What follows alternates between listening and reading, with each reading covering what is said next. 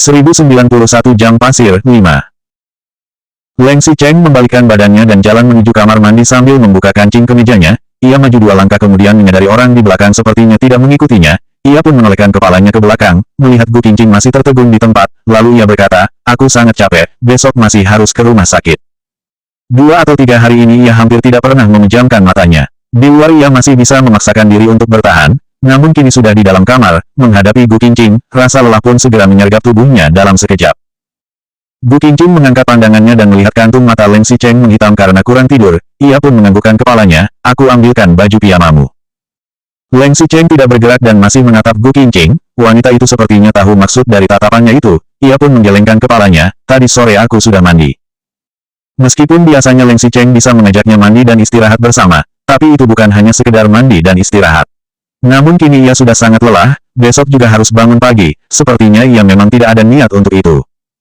Mereka berdua, satu di dalam kamar mandi, satu di luar menyiapkan diri. Setelah Leng Xicheng keluar dari kamar mandi, Gu Qingqing pun masuk ke dalam kamar mandi untuk mencuci muka dan gosok gigi, bahkan merapikan dirinya sendiri sebelum keluar. Setelah keluar dari kamar mandi, ia melihat Leng Xicheng sedang duduk di atas ranjang sambil bersandar di dinding belakangnya. Belum tidur. Gu Qingqing sedikit kaget, bukannya dia bilang sangat capek. Lampu di samping tempat tidur masih menyala, tangan Leng Xicheng pun masih memegang ponsel. AC kamar masih nyala, tapi pria itu juga masih mengenakan jubah mandi tanpa mengatakan apapun. Gu Qingqing berjalan mendekatinya, ia kira pria itu masih terjaga, namun nyatanya saat ia mendekat, Leng Xicheng sudah tertidur pulas sambil bersandar di bantal berdiri dengan kepala sedikit miring. Leng Xicheng baru selesai mandi dan keramas, sepertinya ia tidak mengeringkannya, butiran air mengalir dari wajahnya dan menetes ke bawah. Ia masih mengenakan jubah mandi, kerah jubahnya terbuka lebar dan menunjukkan dadanya yang keras berotot. Leng Xicheng tidur dengan baju terbuka, tidak mengeringkan rambut dan membiarkan AC menyala, dia itu mau membuat dirinya sakit. Gu Qingqing mendekat ingin membantunya membuka selimut, saat ia baru mengulurkan tangannya, Leng Xicheng sudah mengerutkan alisnya dan bangun. Leng Xicheng yang terbangun masih bingung, walaupun matanya sudah terbuka, namun ekspresi wajahnya masih ngantuk. Dan jelas sekali, kini ia benar-benar sangat mengantuk.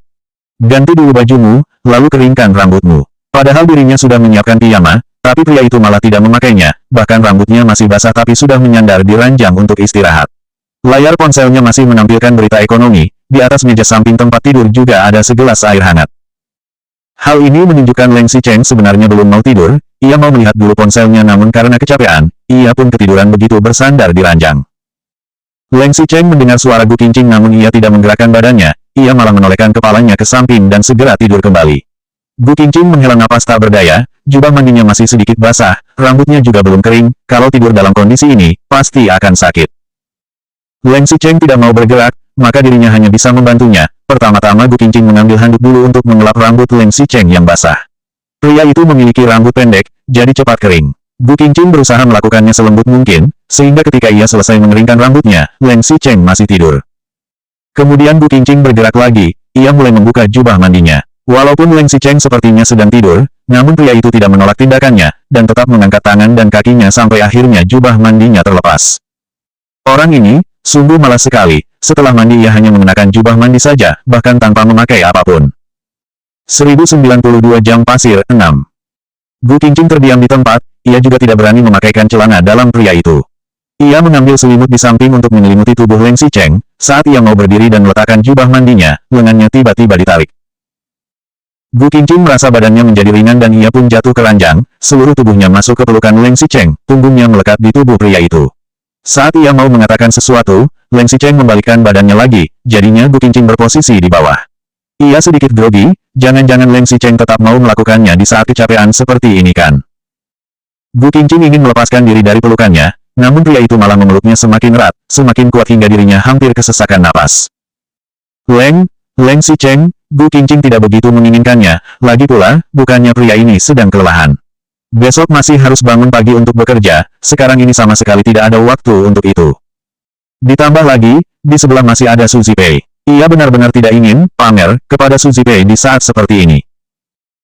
Namun Leng Xicheng hanya memeluk dengan erat tanpa melakukan apapun, hanya menyandarkan kepalanya di atas bahu Gu Qingqing, yang kemudian juga menggerakkan badannya untuk mencari posisi aman, sama seperti Leng Xicheng. Tidak lama kemudian, Gu Qingqing sepertinya mendengar suara napas yang teratur dari telinganya. Dengan hati-hati ia menggerakkan kepalanya dan menoleh, ia melihat mata Leng Xicheng yang tertutup rapat, sedang tidur dengan tenang. Karena terlalu dekat, kini wajah mereka pun saling menempel, jenggot di dagu Leng Xicheng menusuk wajahnya, membuatnya merasa gatal. Ada garis hitam tebal di bawah matanya, bahkan di bawah cahaya redup seperti ini, ia pun tetap bisa melihatnya dengan jelas.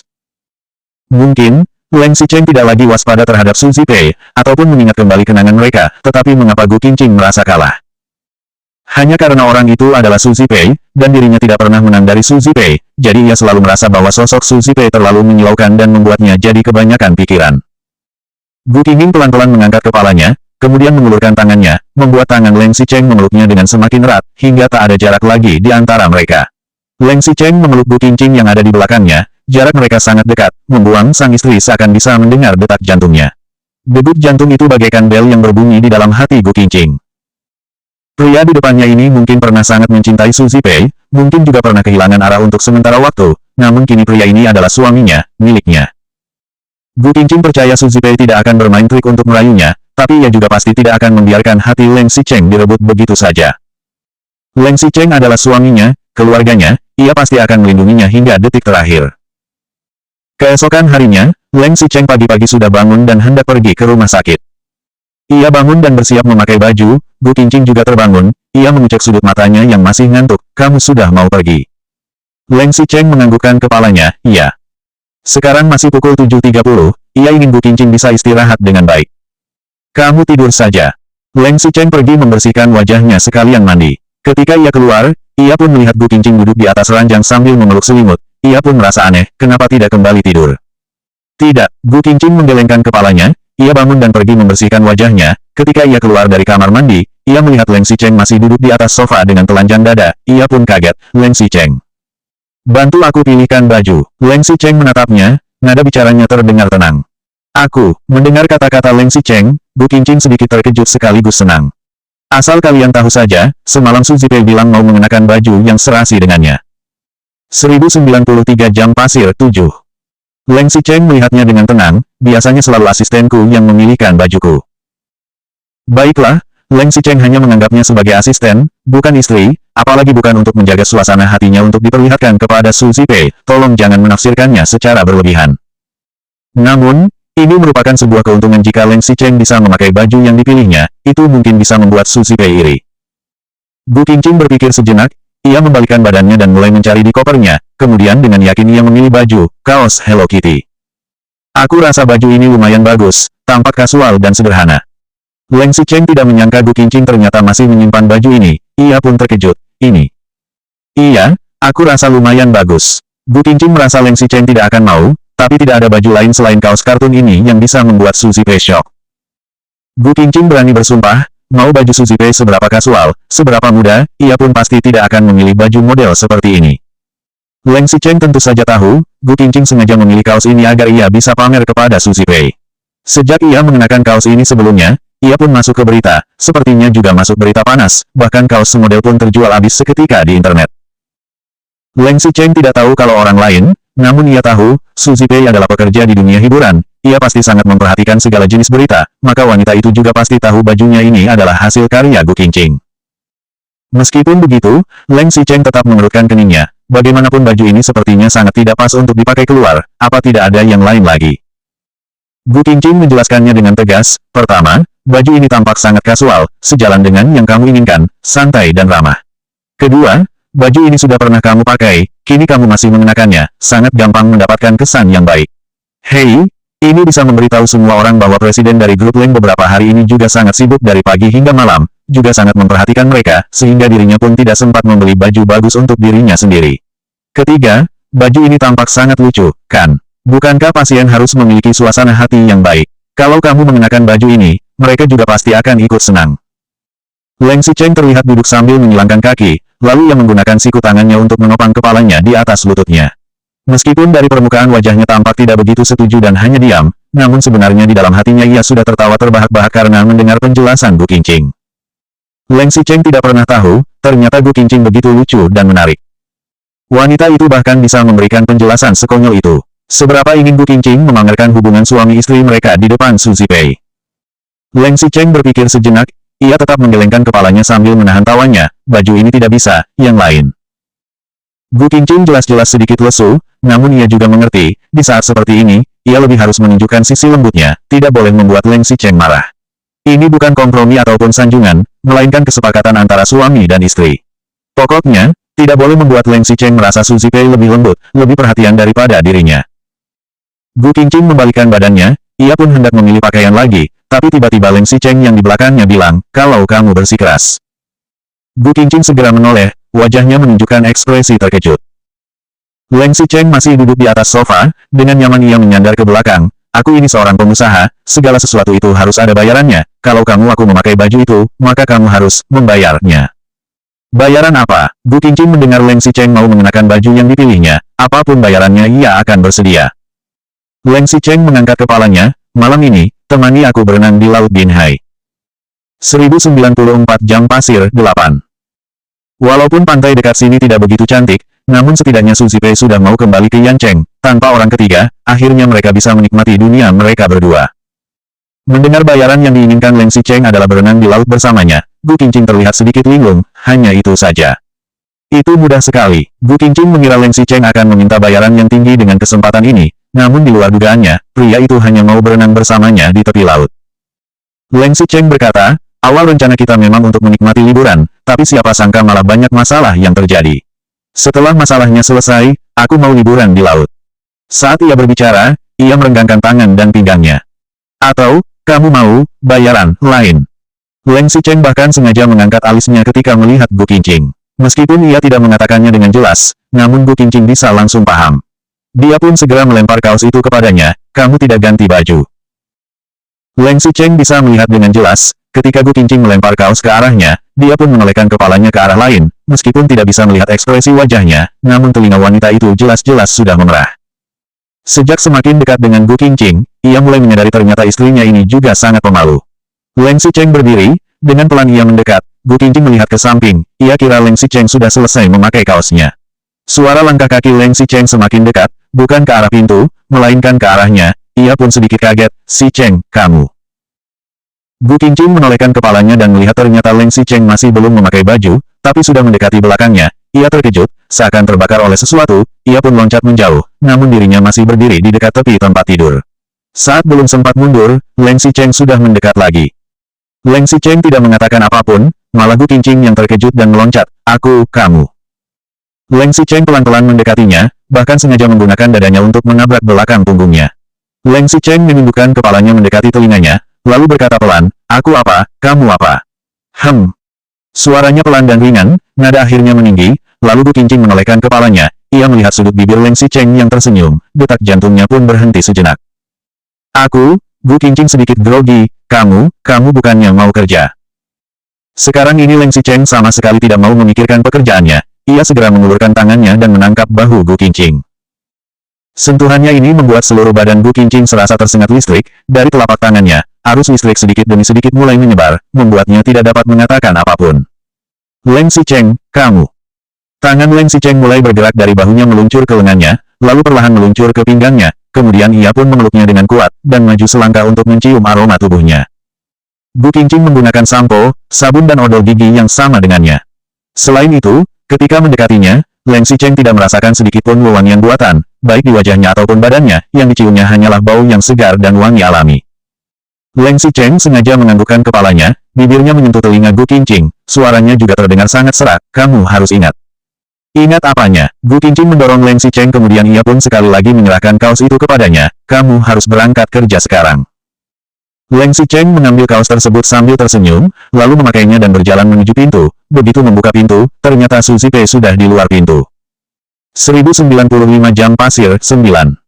Xicheng, sudah bangun.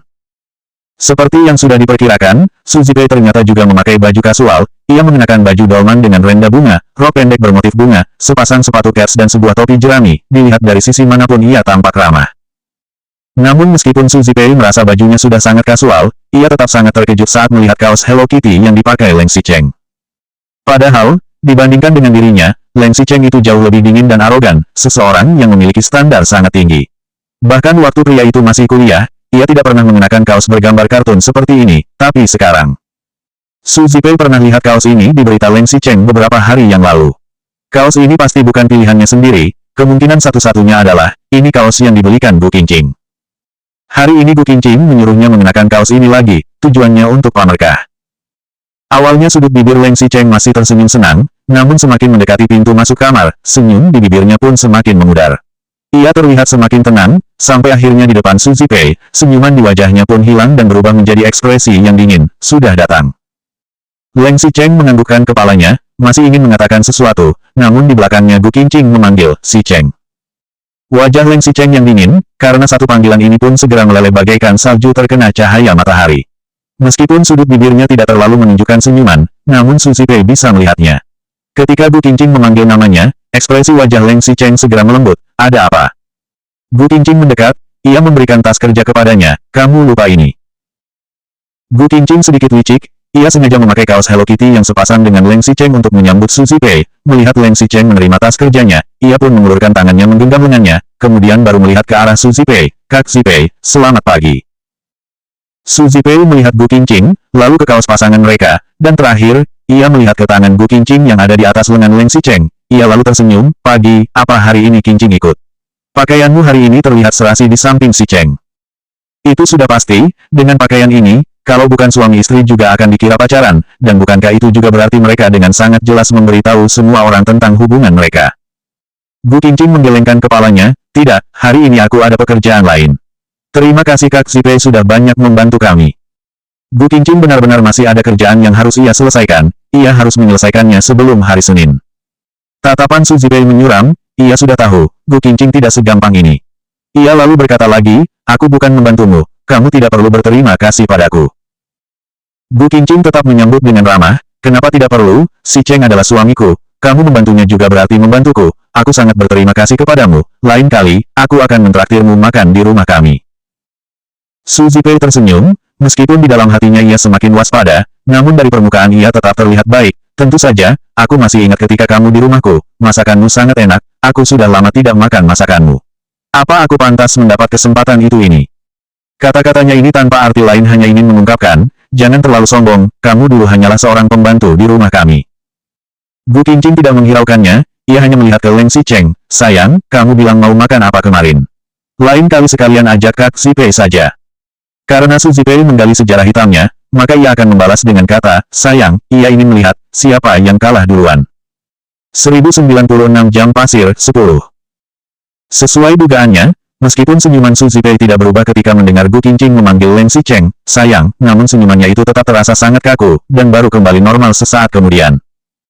Leng Xicheng berdiri di samping, meskipun ia tidak menunjukkan banyak ekspresi namun ia tetap menonton adu mulut antara Gu Qingqing dan Su Zipei dengan serius. Ia bisa merasakannya dengan jelas, tangan Gu Qingqing yang ada di lengannya sedang memeluknya dengan kuat, tubuhnya juga semakin mendekat. Bahasa tubuh ini seolah-olah mengartikan, sepertinya Gu Qingqing memang sangat tidak suka dirinya dekat dengan Su Zipei. Mendengar pertanyaan istrinya, ia berpikir sejenak, aku mau memakanmu, apa saja bisa. Kalimat belakangnya hanyalah tambahan, apa pentingnya dengan makan apa, makan dirinya lebih penting. Gu Qingqing tidak menangkap kalimatnya itu. Ia hanya menganggukkan kepalanya, oke, kalau begitu aku masak sedikit masakan rumah, nanti aku akan mengundangmu. Su Zipei lalu menanggapinya, aku akan menantikannya, dan melihat apakah kemampuan memasakmu masih sama. Gu Qingqing menambahkan lagi, hanya ada sedikit perubahan selera, kemampuan memasakku masih sama. Kak Zipei, apa kamu juga bisa masak? Su Zipei segera membalas, tentu saja, kemampuan masakku lumayan bagus, apalagi masakan barat, kedepannya kalau ada kesempatan, kamu boleh mencicipinya. Gu Qingqing juga tidak mau mengalah, ia tersenyum, Kak Zipei memang wanita sempurna, bahkan memasak pun bisa. Kedepannya entah pria mana yang akan menikah dengan wanita sesempurna kakak. Oh iya, Kak Zipei juga sudah sampai usia menikah ya. Su Zipei seumuran dengan Leng Xicheng, sudah mau 30 tahun. Di keluarga normal, wanita berusia 30 itu sudah tergolong tua. Namun di dunia hiburan berbeda, banyak sekali selebriti wanita yang belum menikah di usia 3 atau 40 tahun. Su Zipei hanya tersenyum, kalau ketemu yang cocok, tentu saja aku akan menikah. Tapi sekarang ini aku mau fokus kerja dulu. Mengungkit kata kerja, Xicheng, apa kita sudah bisa berangkat? Atau, kamu masih ada keperluan lain? Leng Xicheng menggelengkan kepalanya, ayo.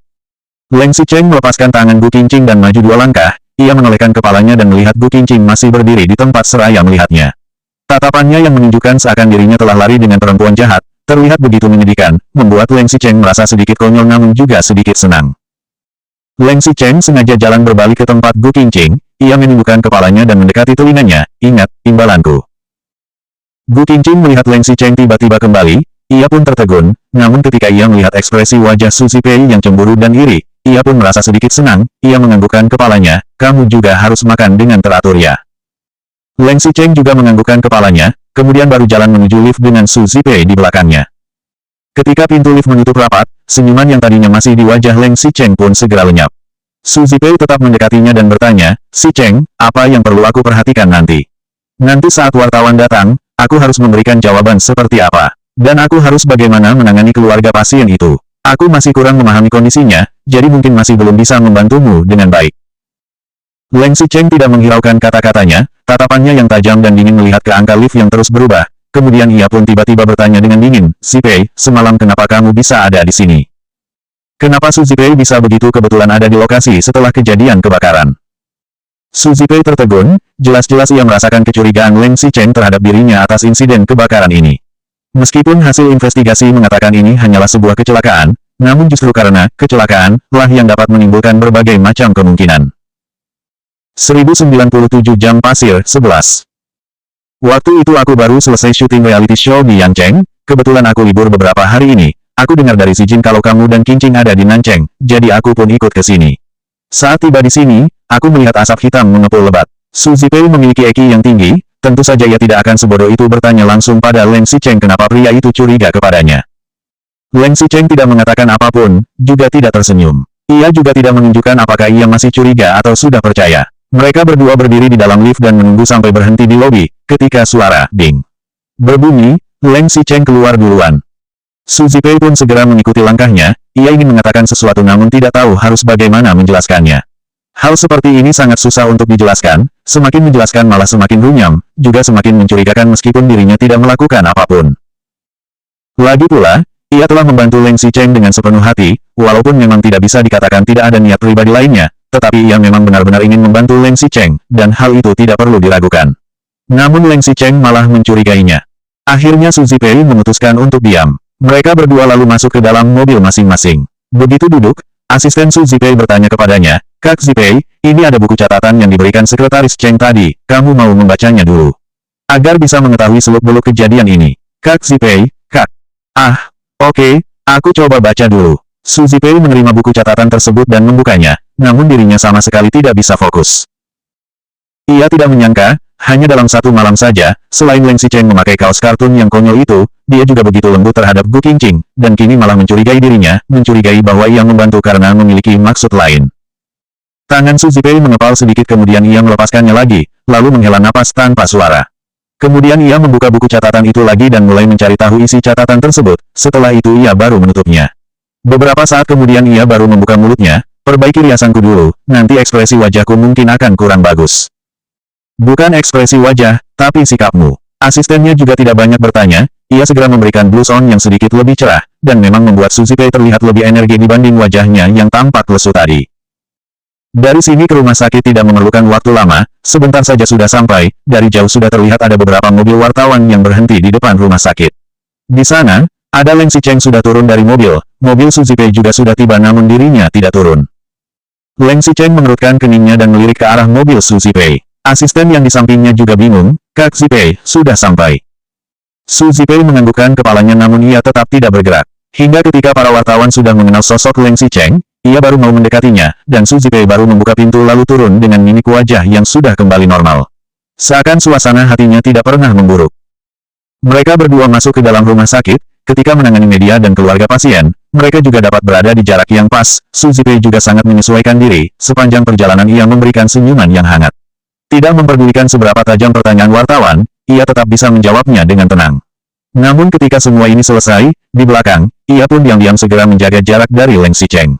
Meskipun harus berdiri di sampingnya, ia tetap akan diam-diam melangkah satu langkah menjauh. Leng Xicheng juga merasakannya dan itu malah membuatnya merasa sedikit lega.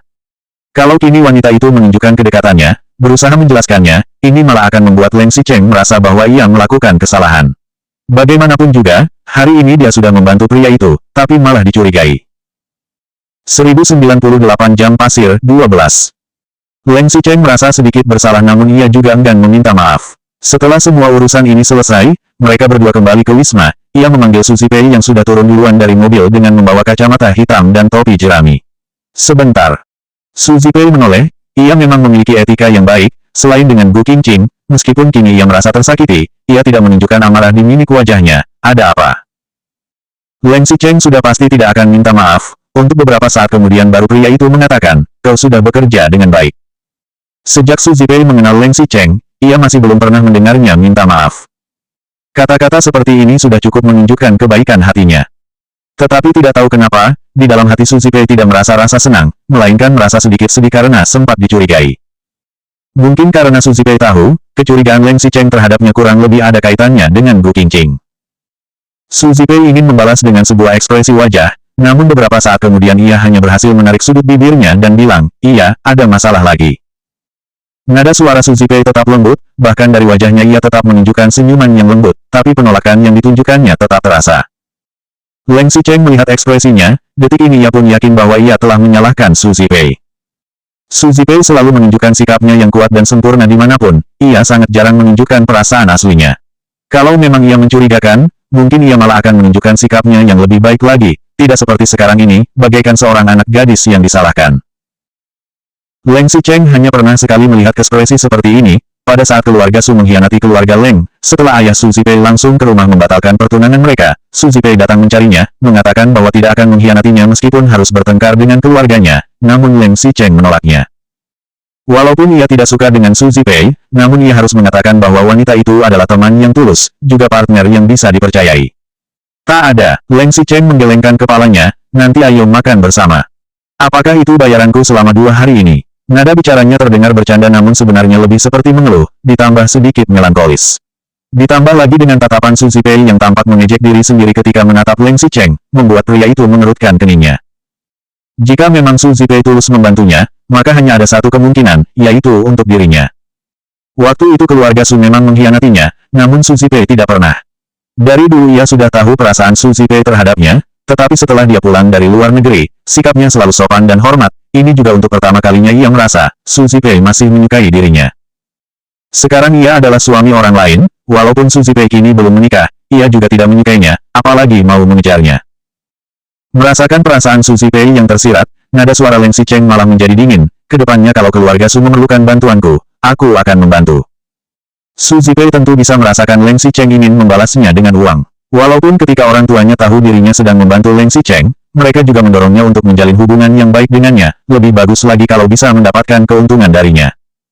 Su Zipei menahan perasaannya yang sedih, dan hanya tersenyum ringan, boleh, lain kali kalau ada kesempatan aku akan mencarimu. Mereka berdua sedang mengobrol di lantai bawah, namun mereka tidak menyadari, di lantai atas sana ada sepasang mata sedang menatap mereka. 1099 jam pasir 13. Dari sudut Gu Qingqing, ia melihat sepasang pria dan wanita di lantai bawah. Meskipun pria itu mengenakan kaos kartun, namun Su Zipei juga mengenakan kemeja berwarna biru muda dengan rok warna hijau tua, mereka berdua nampak seperti mahasiswa. Gu Qingqing berdiri jauh dari mereka sehingga ia tidak dapat mendengar percakapan mereka, ia hanya melihat senyuman Su Zipei, tapi tidak melihat ekspresi dingin Leng Xicheng. Ia hanya melihat ekspresi Leng Xicheng ketika memanggil Su Zipei terlihat, terbawa perasaan. Gu Qingqing diam saja, matanya terus menatap mereka. Di lantai bawah, Leng Xicheng masih mengerutkan keningnya, iya. Namun nadanya sama sekali tidak menunjukkan perasaan apapun, tetap sangat dingin. Su Zipei sendiri juga merasakannya, sehingga ia pun merasa sedikit canggung dan segera menambahkan, kalau kamu tidak memberikan kami keuntungan yang besar, aku akan mencarimu sampai ke depan rumahmu. Su Zipei sangat cerdas, ia tahu di saat seperti ini ia tidak boleh membuat Leng Xicheng menolaknya. Bukannya dia mau perhitungan dengan pria itu, ia hanya mengikuti percakapannya. Sesuai dugaannya, setelah satu kalimat ini, meskipun Leng Xicheng tetap menjaga jarak dengannya namun ekspresinya tidak sewaspada tadi, oke. Su Zipei tahu apa yang dia pikirkan tadi dan tersenyum, tadi bukannya Qingqing bilang mau aku makan ke rumahmu. Aku tunggu kabarmu.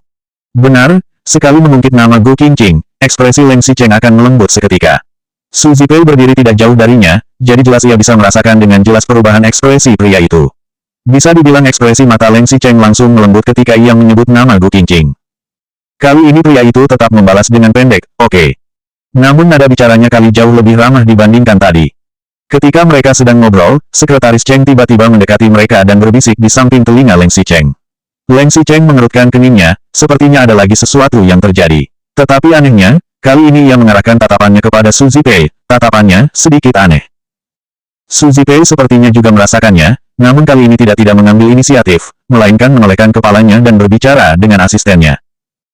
Mengambil inisiatif malah akan memberikan kesan memiliki niat lain, sedangkan Su Zipei sama sekali tidak ingin Leng Xicheng mencurigainya, dan itu tidak ada gunanya.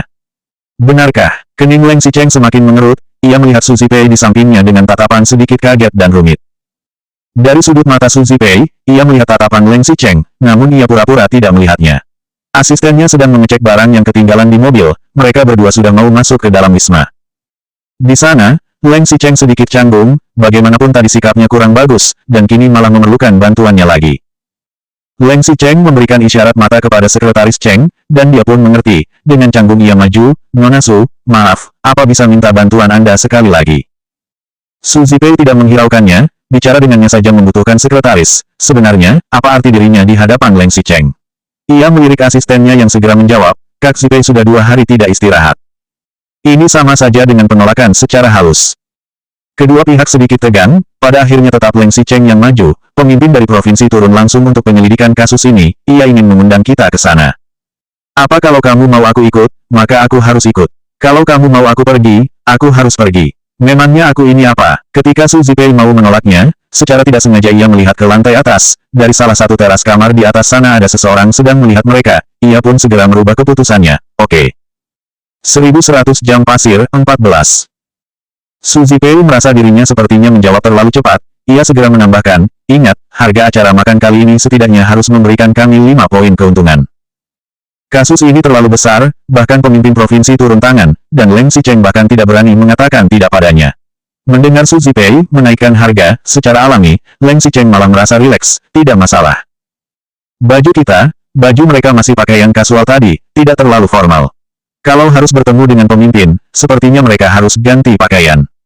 Leng Xicheng berpikir sejenak kemudian menggelengkan kepalanya, tidak perlu, seperti ini paling bagus. Ini adalah kesempatan untuk memberikan kesan baik. Pakaian ini dipakai untuk mengunjungi para pasien di rumah sakit, dan tentu saja kedekatan mereka dengan masyarakat harus ditunjukkan kepada pemimpin itu. Oke, Su Zipei menganggukkan kepalanya, meskipun ia menyetujuinya namun ia tetap menjaga jarak dengan Leng Xicheng. Dan semakin ia menunjukkan sikapnya ini, Leng Xicheng semakin merasa aman. Mau menjadi teman, partner bisnis ataupun rekan kerja, semua itu jauh lebih baik daripada memiliki hubungan yang tidak jelas. Dan jauh lebih baik lagi kalau Su Zipei tidak memiliki perasaan apapun terhadap dirinya. Mobil Su Zipei Mercedes, sedangkan Leng Xicheng karena hari ini harus ke rumah sakit, untuk menunjukkan keramahannya, selain kaos kartun, ia juga memakai mobil yang lebih biasa. Kini mau berakting, tentu saja harus berakting dengan nyata, ia meragu sesaat kemudian bilang, kamu satu mobil denganku saja. Su Zipei tentu menganggukkan kepala dan mereka berdua pun masuk ke dalam mobil. Hanya saja, ketika Su Zipei menutup jendela mobil, di dalam mobil ia pura-pura melirik ke arah teras, dan sesuai dugaannya, ia melihat Gu Qingqing yang ada di teras mengulurkan kepalanya dari balik gorden, sedang menatap mereka. Mata Su Zipei tidak menunjukkan banyak ekspresi, ia bahkan tidak lupa mengingatkan. Kita pergi begitu saja, bagaimana dengan Qingqing, bukannya kamu ada janji makan siang dengannya? Mendengar Su Zipei menyebut Gu Qingqing, tatapan Leng Xicheng melembut. Kali ini, ia sudah benar-benar tidak waspada lagi terhadap Su Zipei. Kalau memang Su Zipei menyukainya, pasti ia tidak akan mengungkit nama Gu Qingqing dengan nada begitu tenangkan. Tidak, Leng Xicheng menggelengkan kepalanya. Ketika ia mau menelpon Gu Qingqing agar makan siang tanpa menunggunya, kebetulan ada satu panggilan masuk. Ia melihat layar ponselnya, yang menelponnya kebetulan adalah Gu Qingqing. Halo, iya. Meskipun nada bicaranya terdengar biasa saja dan tidak terasa ada perasaan, namun jika kita mendengarkannya dengan baik, nada bicara Leng Xicheng terhadap Gu Qingqing sangat lembut. Gu Qingqing masih berdiri di atas teras melihat mobil yang menjauh. Awal ketika ia mendengar suara mobil yang mendekat, ia segera tahu itu adalah Leng Xicheng. Namun setelah menunggunya dan tak kunjung melihat Leng Xicheng naik, ia pun jalan ke teras dan disitulah ia melihat Leng Xicheng dan Su Zipei sedang saling memandang. Tatapan mereka berdua sepertinya sama-sama menyiratkan perasaan tertentu. Namun tidak disangkanya, Leng Xicheng malah pergi lagi dengan Su Zipei. Gu Qingqing menyembunyikan perasaannya yang tidak nyaman, dan berkata, aku sedikit lapar, nanti kita makan di mana? Su Zipei yang ada di samping bisa dengan jelas melihat tatapan Leng Xicheng melembut. Aku masih sibuk. Sibuk apa? Bukannya Leng Xicheng bilang, setelah kembali dari rumah sakit dia akan menemaninya ke pantai. Masalah kerja, namun sekarang Leng Xicheng malah harus pergi ke acara makan lagi, apalagi kali ini diundang oleh pemimpin, jadi ia juga tidak tahu bagaimana menjelaskannya. Karena masalah kerja, jadi Leng Xicheng harus membawa partner bisnisnya yang baik, bukan? Su Zipei lagi. Aku boleh ikut. Selanjutnya bab 1101 jam pasir, 15.